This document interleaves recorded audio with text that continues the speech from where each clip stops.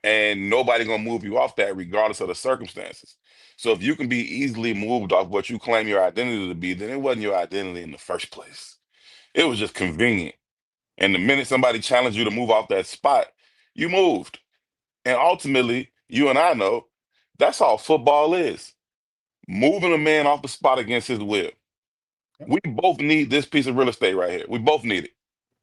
Both of us cannot coexist in this space. One of us has to move. That's all football is. The offensive tackle walks up to that line every single snap and says, well, me and this DN need this piece of territory right here. Both of us can't have it. It's just that simple. Somebody has to move. Ben Johnson walked into his introductory press conference and said, listen, my offense, the Chicago Bears offense, which I am going to build around Caleb and the rest of these guys in this room, it's going to be predicated on the run game. Everybody's in love with the trick plays and the throwing. Wonderful. He says, we're going to run the football. If that's what we are going to do, then it don't matter what you do on the other side of the ball. Short of you stacking it with 9 people in the box, we're going to do what we do. And that's what they did.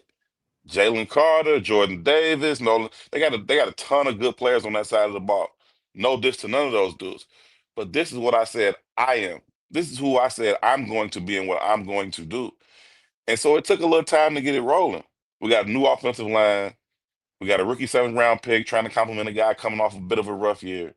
Got a rookie quarterback, new system. Took a minute. But once it's gotten going, it has not slowed down. They've been the number 2 offense in rushing ever since. You know, and that was the one thing I said. I was like, give me to week 10. I said, give me to week 10. It's like, and then I can see where this all. I said, that's where Caleb will have an efficient command of this offense, because he's not going to have a perfect command of it for like middle of the year 3. All right. But he can run it to the point where he can make shit happen, all right, after 10 games. And man, it took him 11. Lord have mercy. It was something. It was almost surreal. Okay, it was almost surreal because some of the haters, all they can say is like, "You suck" or "fuck you." Like that's when that's the comeback in an argument, you know you won. Or they know they lost, because that's all they can say.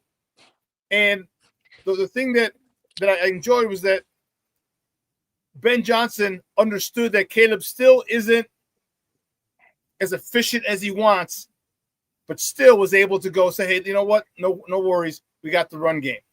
Talk to me about your idea. How did Caleb play? And why do you think he's still missing people? I know he had a phenomenal throw to Cole, because that was dope.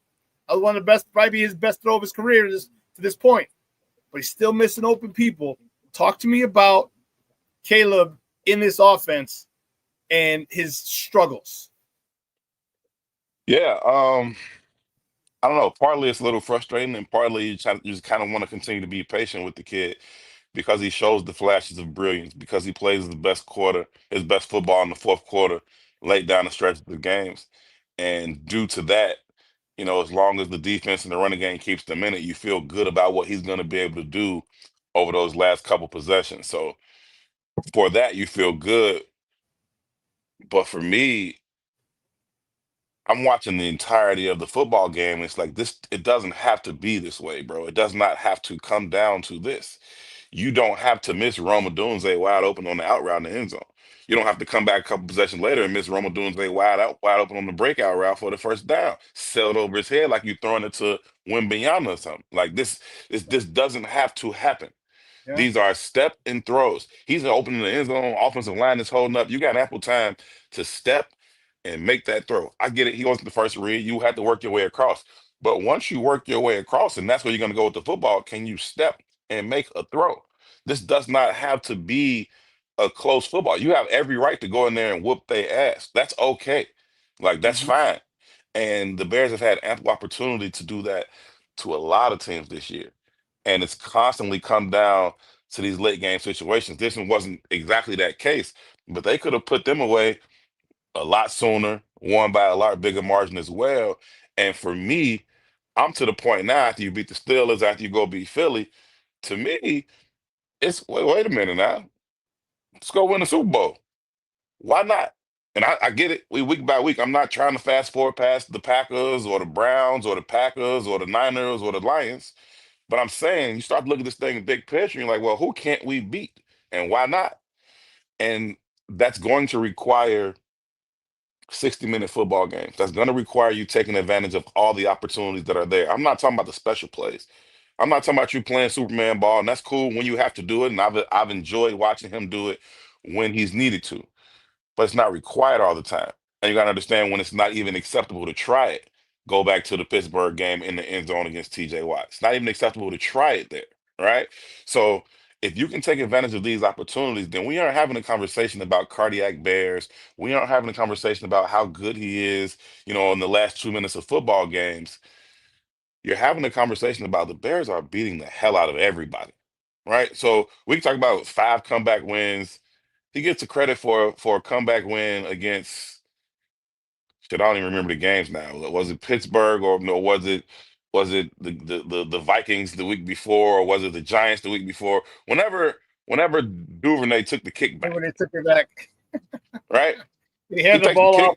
He takes a kickback. He hands it off 3 times. And like another comeback win for Caleb Williams. And people are saying this.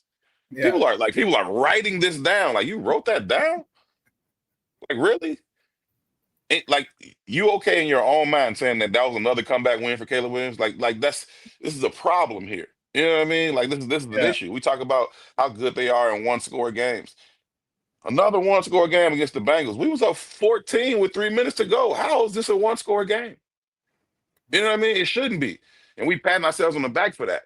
And I'm looking at it like bullshit. Like, shit. That being said, the running game, the defense, Caleb's ability to play high-level football down the stretch gives you every opportunity that you need to stay into games, and then you can pull them out late. My only thing is there's opportunities early in these games. A couple weeks ago, he's got Rome down the sideline for a deep ball. He's got DJ coming across on the corner for a deep ball. We're missing these things, man. We are missing these things. We tighten those up, and they are whooping people. And you like, this is the juggernaut that everybody says isn't in the league this year. Cool. The Bears would be that if they had been taking care of business against these teams like they should have been taking care of business. Not pulling it out late, I'll give you credit for that. I'm not tripping off of it. But, man, I'm not a person that's of the mind of, well, we got next year and we got the year after that. We finna go on this 10-year run where we're going to be perennial contenders.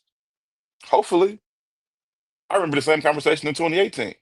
Nagy's first year, with the defense taking the ball away like 40 going north, Eddie Jackson, Khalil Mack taking the ball away like nobody business. We're like, oh, well, we finna settle into this thing. It's finna go our way. Double doink happens. Everybody's pissed, but everybody's like, we Super Bowl contenders in 2019. We had the big, 2019 season kickoff party all down in Grant Park to kick off the 2019 season. We was playing the Packers to open up the game. Yep. We ain't done shit since, Shawn. I know they went to the playoffs, whatever 2020 with us, went down there to New Orleans, but we ain't done shit since. So I'm not sitting here thinking like, oh, this is the start. Like, man, you got an opportunity to win it. Go win it. I couldn't have said it better. And I was focusing all year up till last week. I was focusing on saying, hey, this is kind of a developmental year for Caleb. I'm like, and I was excited. Like, look, all these wins are just gravy. It's just gravy. I'm looking forward to 2026. And because I didn't think that they were going to establish this identity, adhere to it, and dominate with it. But at this particular point, we're here now. And there's no, and I said it a couple weeks ago. I'm like, why can't the Bears be like D Rose back in was it 09? Like, why not me? Why can't I be the youngest MVP? Why not us? Why not? And I said, if that's the mentality they're taking, this shit might come along sooner than we expected. Like, my biggest thing with Caleb, and that's the biggest thing. Connect on the easy stuff. Hit the singles and doubles. Get it to the ball. Get it to those guys so they can run. You got Luther Burden. You got DJ Moore. You got Rome Odunze. You got Colson Loveland. You got Cole Kmet. You got DeAndre Swift. Get it to them and let them go. You don't have to throw the ball 30 yards downfield. It's a 16-yard pass. Plant your feet and throw. And when he's making these bad throws don't start with your arm. They start with your feet. Absolutely. Get that feet. He's got to get that footwork down, and that's what's bugging me. Herb, you said it. If he hits a couple people, nice throws, people scoot into the end zone, there's no comebacks necessary. We won't lead the league in comebacks because we don't need to. How soon do you think Caleb can start to get these easy throws? Because as soon as he does, dude, this offense is going to be not nice for nobody. Yeah, I think he's gonna do it. I don't know when. Like, it might be next year. And the offense just continues to take off and do what it does. But I don't understand why it's so difficult. You know what I mean? I don't mean it on some like, oh, I can do his job. He's man's the number one pick NFL quarterback for a reason.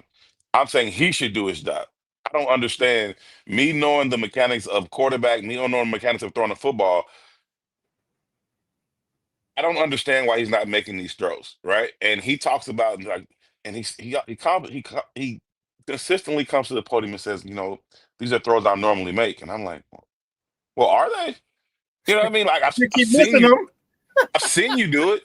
Like I've seen him make spectacular throws, right? But then I've seen you miss layup after layup after layup, and it's like, well, why is this happening? You know what I mean? Because he can make the game so much easier on himself. You talk about a football game where you get two backs going for $1.25. That's the easiest quarterback game you're gonna get in your life.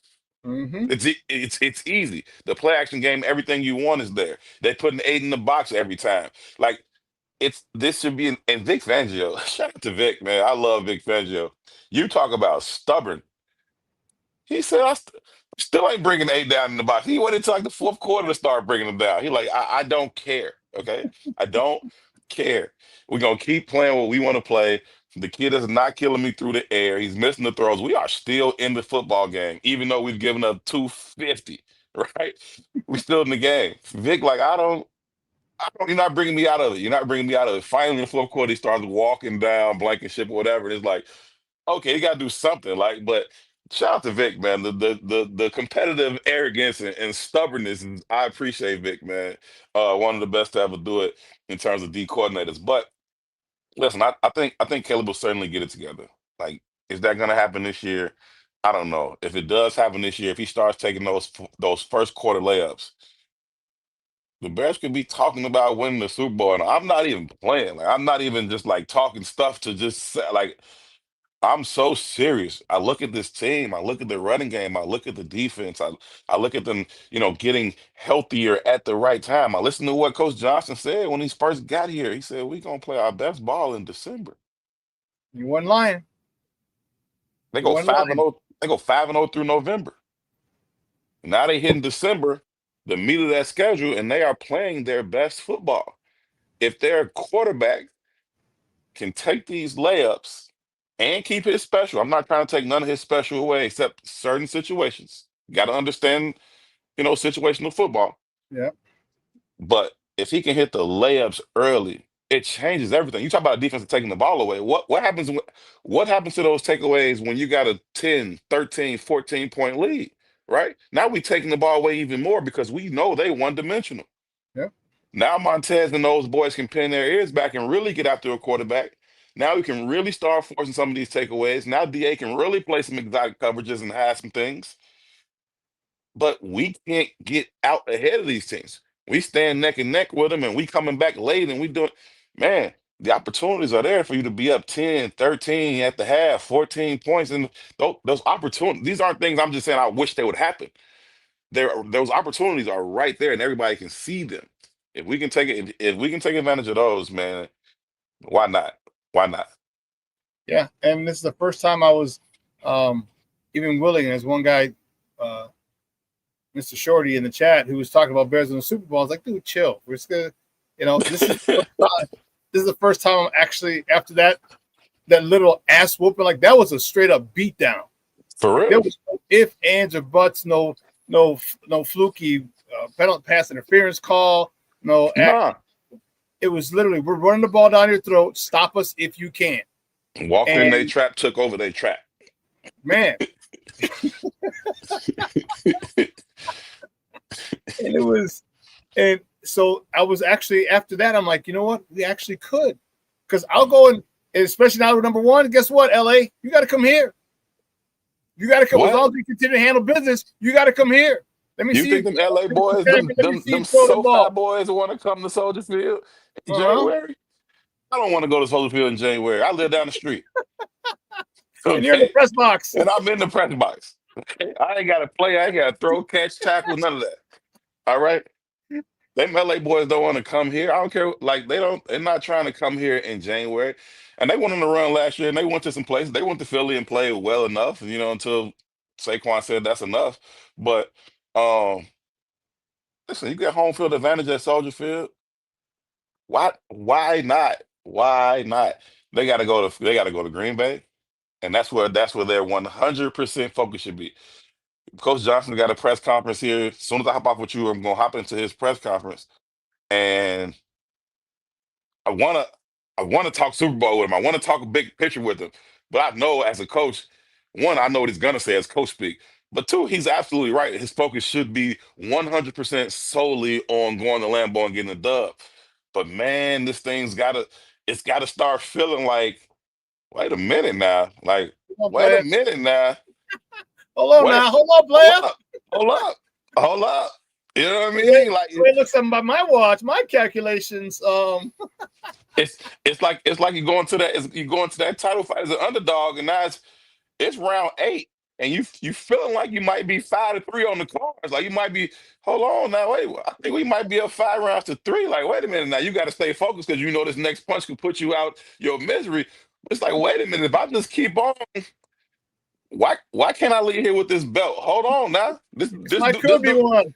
This dude ain't hurt me yet. Hold on, like, wait a minute, like, you know what I mean? So you start to get those feelings, and it's one step at a time, one foot in front of the other. But I'm not on the team. I'm not coaching. So for me, I'm like, hey, let me look at the big picture for a second.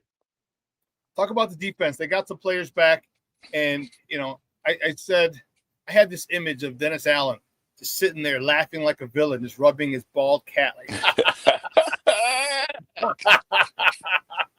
Because you got Gardner Johnson and you got Spidey back, and his ability to deploy both of them, and literally Spidey was supposed to be exactly what Gardner Johnson had been for him in the past, but now you got both of them.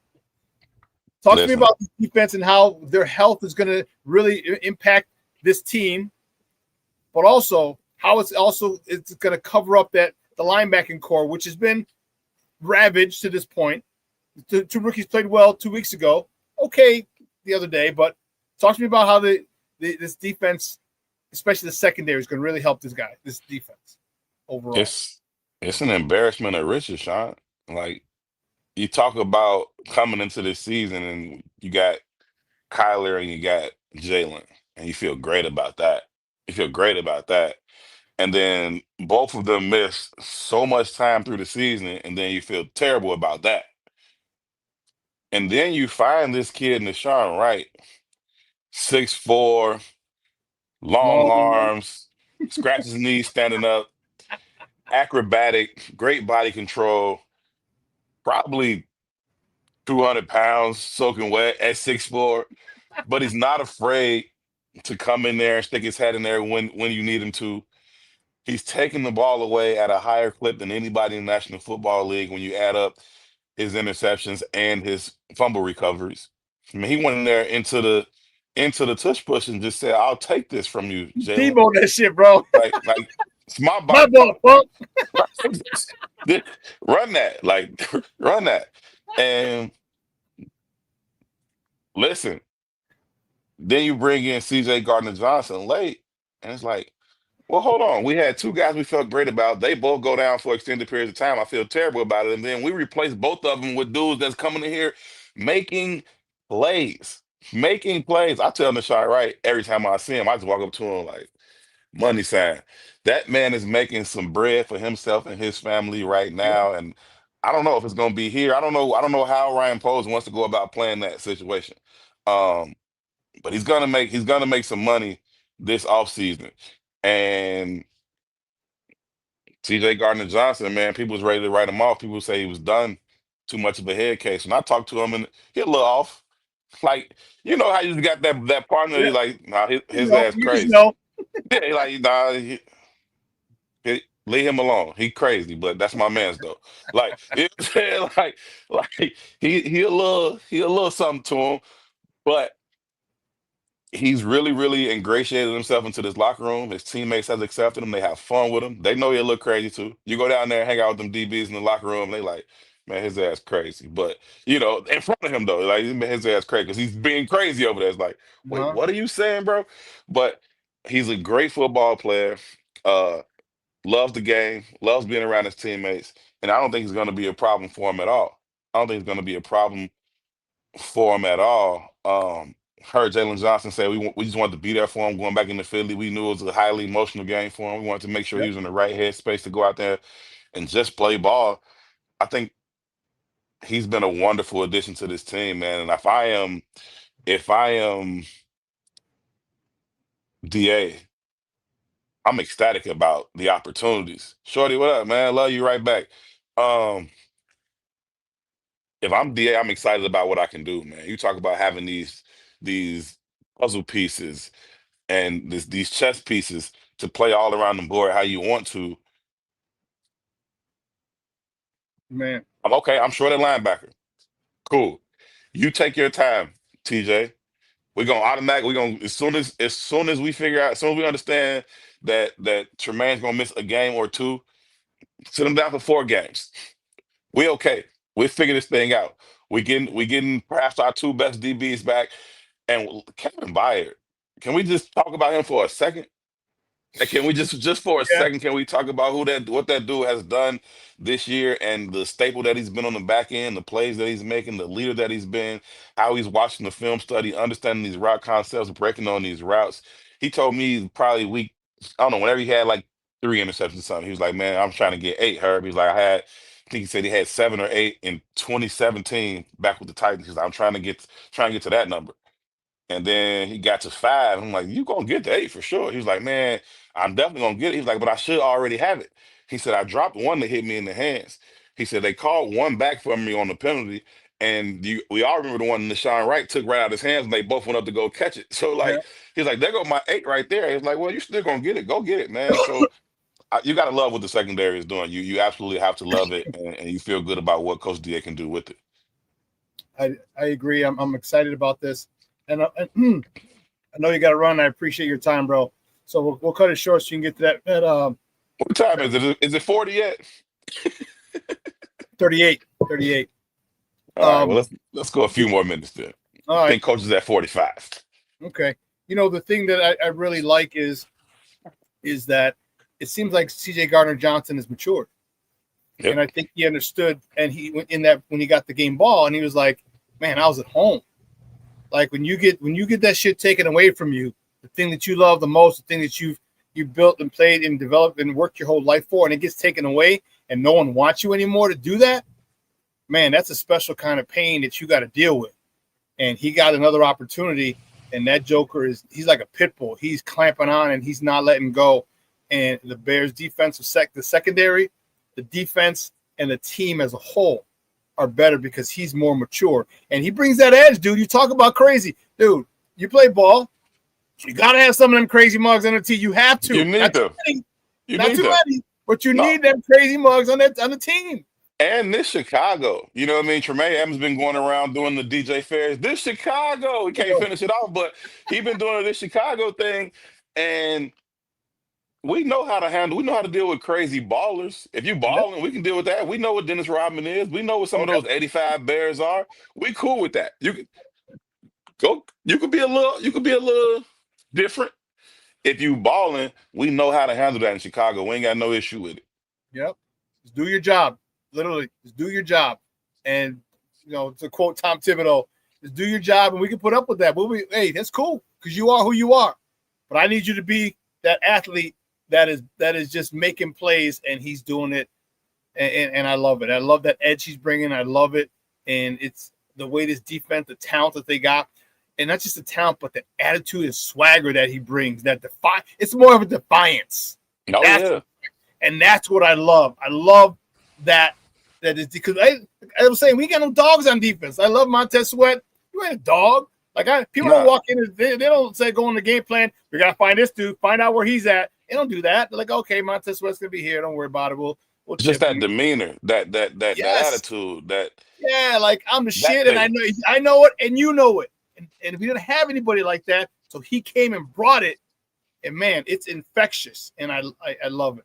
Herb, I gotta let you go, man. I don't want you to be late for that, but I appreciate your time as always. Do me a huge favor, let everyone know where they can find you and your work online. Yeah, no doubt. You can find me on Twitter, Herb Howard 411. You can definitely make sure you following the Bigs YouTube page, the Bigs Media on YouTube, BIGS, the Bigs Media on YouTube. That's where you'll find the Herb Howard Show. We do that on Tuesdays and Fridays at 10 a.m. So yeah, definitely make sure you stay in tune with what we got going on, Shawn. It's always a pleasure to come over here and talk ball with you. Sorry I was jumping in a few minutes late. Look forward to coming back, man. Shout out to the chat. I seen all the love. I appreciate it. I receive it, and I definitely reciprocate it. Thanks, bro. We'll have you back soon. Thanks Indeed. a lot, man. Appreciate you. Guys, that's Herb Howard. My man's in them. Man, talking. This is fun. I love talking football with football smart people. All right. And I love talking. I love talking Bears. Like I'll talk to anyone who wants. I was talking to a dude in the middle of a workout this morning. I was at CrossFit this morning, and his kid Brian, his dude Brian. We talk football. That's the only thing we talk. Little white dude, cool ass dude, man. And I was like, number one seed in the NFC. He's like, dude, I didn't think it because I never even thought of that this year. I was like, well, not my bingo card. He's like, I couldn't believe it. He's like, hold on, I gotta do a quick set. Right in the middle of the workout. So I'll talk Bears with you wherever, whenever, however. All right. One of the things about Caleb, he's getting a lot of love. Okay. He deserves it. He deserves some criticism as well. Let's not get it twisted.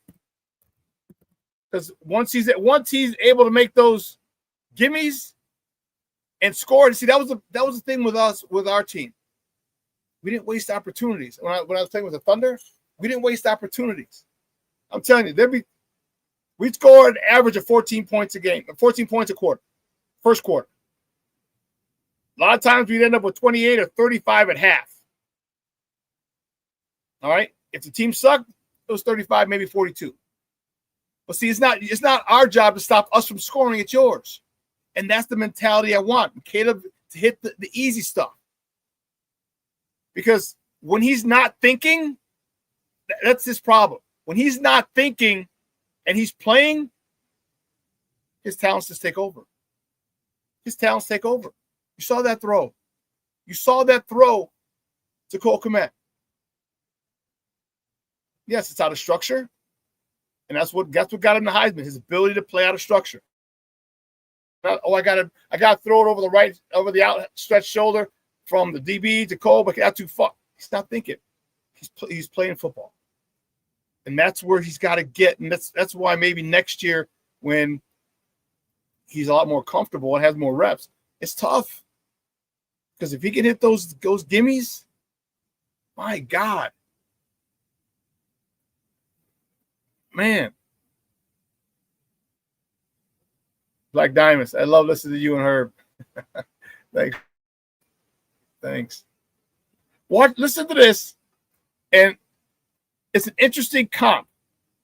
Howie Long was talking about this, and he gave a very, very impressive compliment, a comparison, which is a compliment, to Caleb.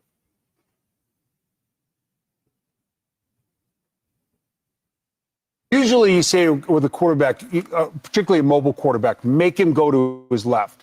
He's as comfortable rolling to his left, flipping his hips. Kmet? Yes. That deep post. You know what he is? He's John Elway from my generation. Oh, wow. Now, John Elway was, he didn't initially, and then he obviously he has a great career, and he's a Hall of Famer. And he seems to be coachable.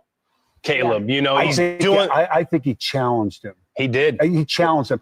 Usually, and I don't know if you feel this way, but I think a lot of times the more talented guys are the guys that maybe work less on the details.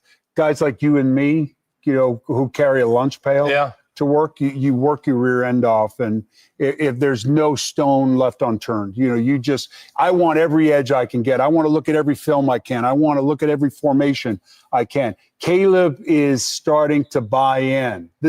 He challenged the team, but he also challenged the quarterback. Usually you say with a quarterback, particularly a mobile quarterback, make him go to his left.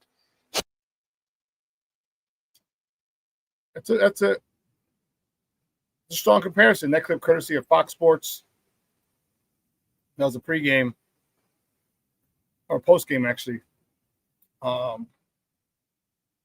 that's a strong comparison.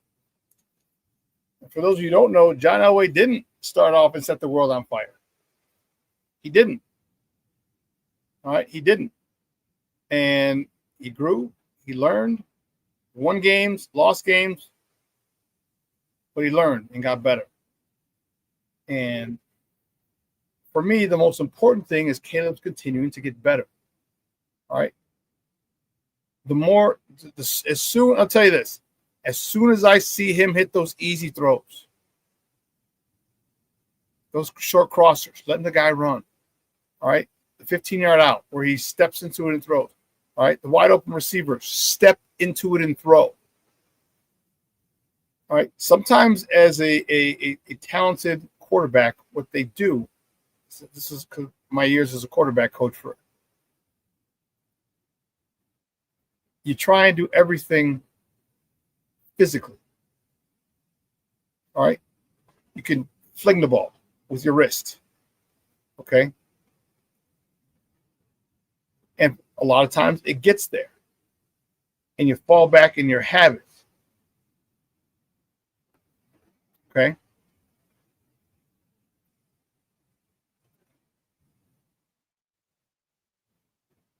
Rajneesh Shomar, no, he's not good. He's not good. He's not good.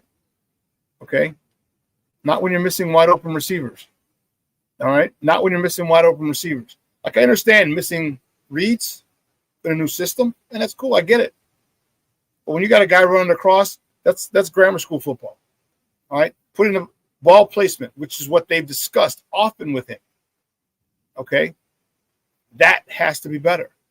I'm not saying it's not going to get better. I'm not saying that at all. I'm saying it just needs to get better. And if it does get better, dude, you know where this offense is going to go? That's what Herb and I were talking about. Like, you're leaving points on the field right now. You're leaving points on the field. You're making this a lot more difficult than it needs to be. And when you understand, when you start hitting those, bro, it's going to be the most boring shit for us as fans. All right? We'll go down 8 plays, 10 plays, touchdown to Cole Kmet. Just right down the field. Okay? Defense comes to stop. We'll run the ball.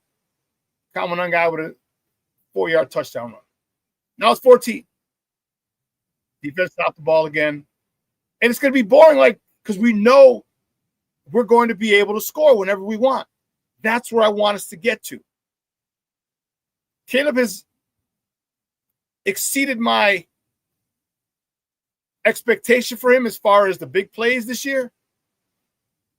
But the fundamentals, those easy, those gimmies, that's what's going to make him a great quarterback. Make him an all-time great quarterback.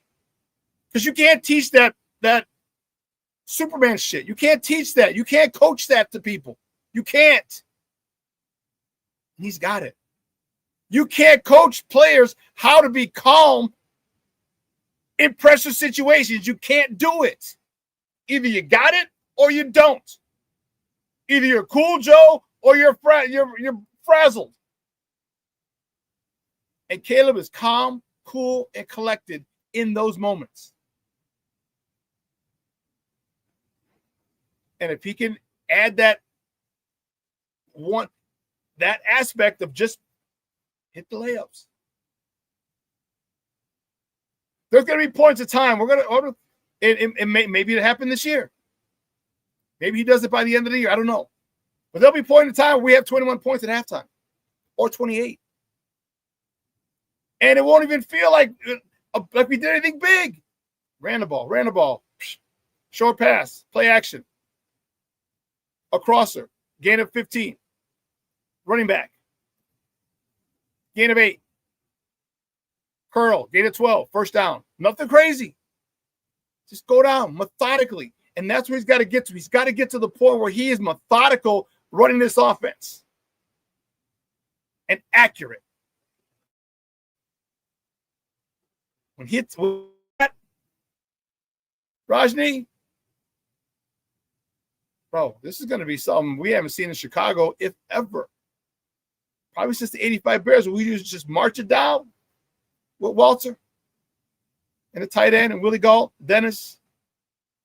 Everything played off the run game.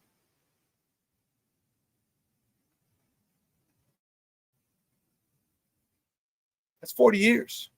We will not have seen an offense like that in 40 years when he gets it. And I'm hoping and praying he gets it soon. Because what Herb said, I'm telling you, I'm actually starting to see. And you know me, Mr. Coach, Mr. Football Coach for a long time. I can step back and after that game, I'm like, who the hell can't we beat?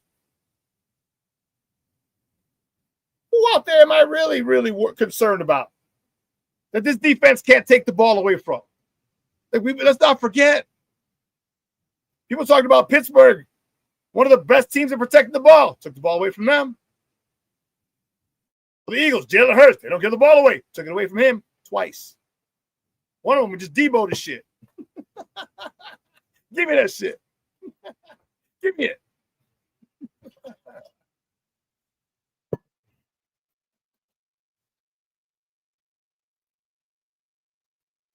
He's like, that's why I said Caleb good, bro. Well, I hear you, but I want to see that now. I want to see the gimmies now. I want to see I shouldn't have to have receivers jumping behind them or turning behind them when they're running crossing routes. I shouldn't have overthrows of wide open receivers on corner routes. That's the thing I'm talking about, bro. You know what I mean? Like, those are things that you have to have. Like, you can't be a great quarterback and continually miss these throws. So for Caleb to get to the point that he wants and that he expects his talents to take him, he's got to stop thinking and just start playing more. Just play catch. It's literally that simple. It's play catch.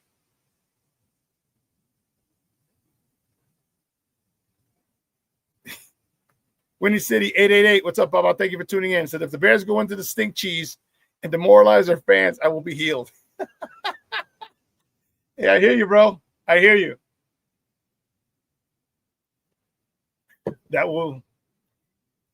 It's how they do it if they win.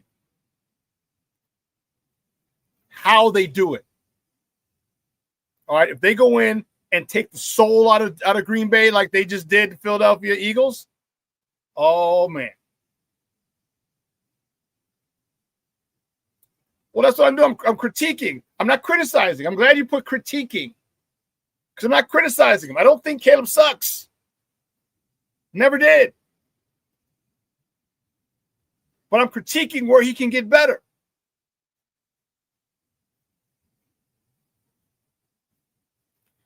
Believe me, I'm patient. That's why I said after 10 games. After 10 games. And, man, game 11, woo, Charlie. Or 12, man, that run game. But I'm going to critique because that's what I've done. I played football for 30 years. I started at 10 and retired at 40. And I've coached football for almost 20 years. So you're talking almost 50 years of football.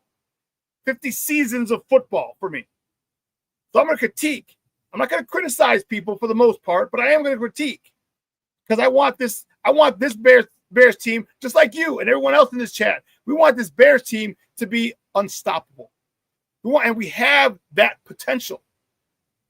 We have that potential that the Chiefs had a couple of years ago when you just knew the Chiefs are going to win. How are they going to win? It's going to go. They would go down and score. How did they score? First touchdown ended up. to Kelsey. But I'm not poo-pooing on Caleb by any stretch. You follow me?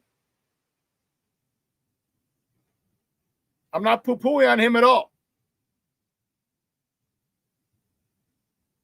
I just want to see that worked on because this is a point of contention that's been something they've addressed all season long, and it hasn't gotten better. That's my concern. It hasn't gotten better yet. So hopefully for him, it does. Because I'm telling you, I'll say it again. He starts hitting those layups and we start scoring early. What? Dude, imagine 21 points, 28 points at half. Like nothing, like hot knife through butter. That's what it's going to look like. That is when I'm going to be excited. Super excited. Listen, 2 hours is coming along. I want to thank my guests, my man's the name, Herb Howard, coming out talking Bears football with me. I love talking football with Herb. He's a Bears beat writer for the Bigs. And we chop it up every time. Every time he's here. I'm excited. I'm glad. And here's one more jamoke. Gotta see who this is so I can give them the credit. But keep this. This is why I ask you not to listen to national people because they don't know jack spit. I've been dead wrong about the Chicago Bears team several times this year.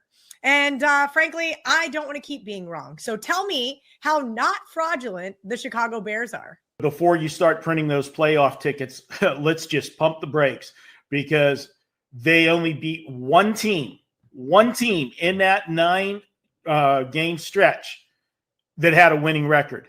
And that one team is the fraudulent Pittsburgh Steelers. Do you want to know what the combined record, including the Steelers' record is in their 8 wins? 27-61. The Bears' defense is not good, and it's going to be exposed by a Philadelphia offense that should be able to get their running game going. Barkley should have a breakout game. I don't see the Bears stopping Philadelphia. I like Philadelphia in this one. Not only is there the recency bias against the Philadelphia side off that loss, but Chicago's phony. They're an 8-3 team, just like Philadelphia. But here's the difference.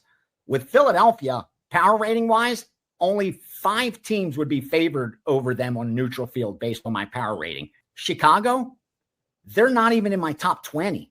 So this is a team that's been the beneficiary of an easy strength of schedule.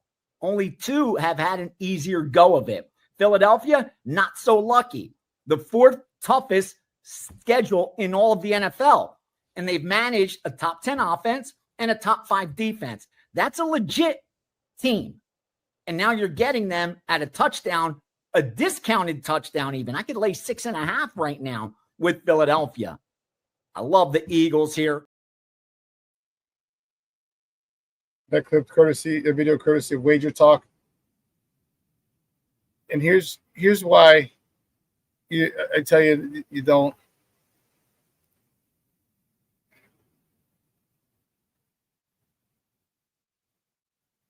Here's why I tell you to trust people who played at a high level or coached at a high level. Because the one thing that we saw, the one thing that we all saw that most people didn't realize is how the Bears were winning. Okay, we saw the run game. We saw after the bye, which was early, we saw how efficient they were. We saw the run fits get better. By run fits, I mean their ability to double team and then get to the second level. Right? Get on their man and not let go. How many times did we see our running backs not get touched for 3-4 yards? Their first move is on the safety coming down. That's run fits. That's your offensive line doing their job. And I don't give a damn who you think you are, and especially we just took out the defending Super Bowl champions. I don't care who you are. If they can run the ball on you, they can beat you.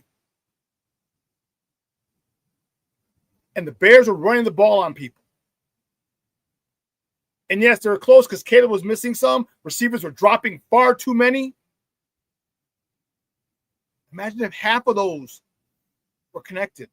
We wouldn't have any comeback wins. Because it's not all Caleb. Caleb has his part. But DJ Moore, my guy, my favorite Bear right now, dropped too many passes. Roma Dunze dropped way too many passes. How about your quarterback? How about your boy?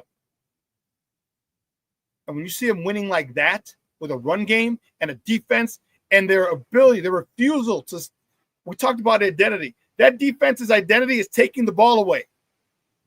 Literally, LaShawn Wright took that shit away from Jalen Hurts. Literally took it away from him. And this is the mentality you have. This is how they're winning. So when you don't look at that, you just look at numbers. I can't rock with you. I don't respect a lot of what you say. And that's just me. That's just me. You're a fool, Black Diamond. He looks like he goes to the women's public restroom. You're a damn fool. Oh, my goodness. Listen, I want to thank her for coming on. I want to thank you guys for keeping this chat lit. I want to thank a couple new people in here. Sarah 3244. He said, in theory, shouldn't the Super Bowl champs have the toughest schedule? They should. They should. But all goes by division, a whole bunch of craziness. But they should. But you never know. You can't say that because every team is different every year. Okay? Like, people wouldn't think Philadelphia was... I mean, Philadelphia's not even bad, but they're not...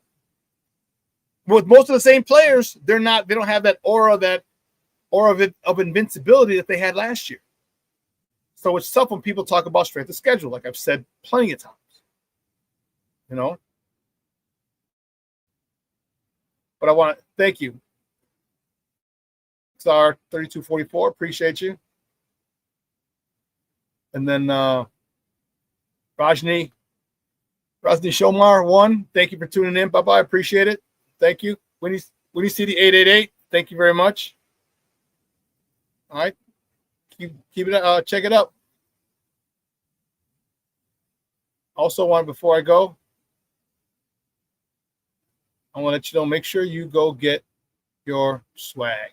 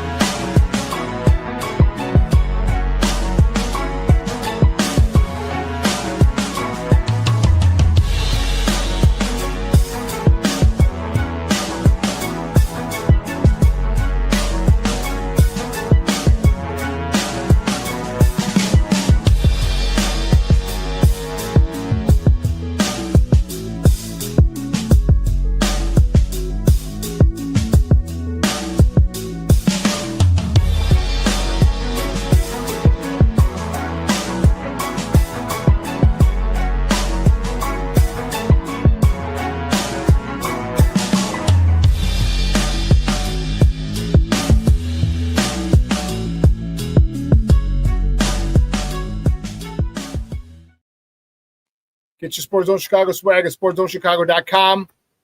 Check it out. You have it in the upper left, right here. Right here. You got the QR code. Check it out.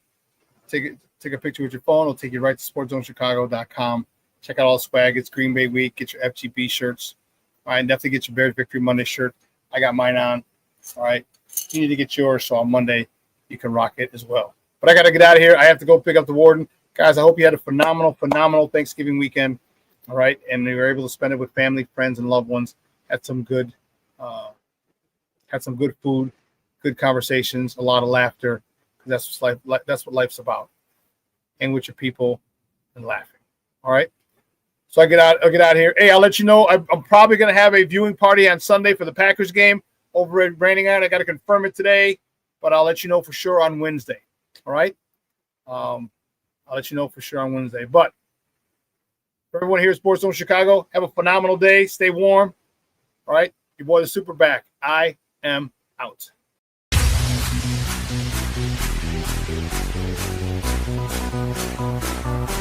Come on, race the race.